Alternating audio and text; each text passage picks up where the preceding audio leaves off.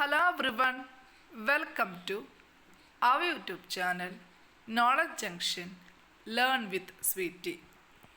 ഹരിവരാസനം പുരസ്കാരത്തിൻ്റെ സവിശേഷതകളെക്കുറിച്ചും ഈ വർഷത്തെ ഹരിവരാസനം പുരസ്കാര ജേതാവിനെക്കുറിച്ചുമാണ് ഇന്നത്തെ നമ്മുടെ വീഡിയോ. എല്ലാവർക്കും വീഡിയോയിലേക്ക് സ്വാഗതം. എന്താണ് ഹരിവരാസനം പുരസ്കാരം? കേരള സർക്കാരും തിരുവിതാംകൂർ ദേവസ്വം ബോർഡും സംയുക്തമായി ഏർപ്പെടുത്തിയ പുരസ്കാരമാണ് ഹരിവരാസനം പുരസ്കാരം. സംഗീതത്തിലൂടെ ശബരിമലയുടെ മതനിരപേക്ഷത, സമചിത്തത, സാർവത്രിക സാഹോദര്യം എന്നിവയുടെ പ്രചാരണത്തിന് നൽകിയ സംഭാവനകൾ പരിഗണിച്ചാണ് പുരസ്കാരം 2012 മുതൽ നൽകി വരുന്നത്.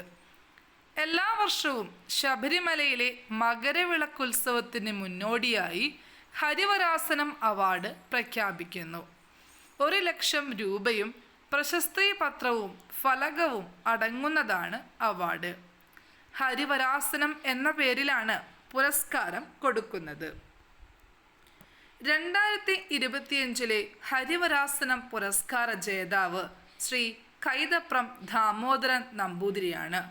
2024 അവാർഡ് കരസ്ഥമാക്കിയത് PK വീരമണിദാസൻ.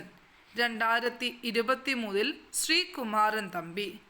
ആദ്യമായി ഹരിവരാസന പുരസ്കാരം ലഭിച്ചത് KJ യേശുദാസ്. 2012 1,00,000 രൂപയും പ്രശസ്തി പത്രവും ഫലകവും അടങ്ങുന്നതാണ് പുരസ്കാരം. Thank you.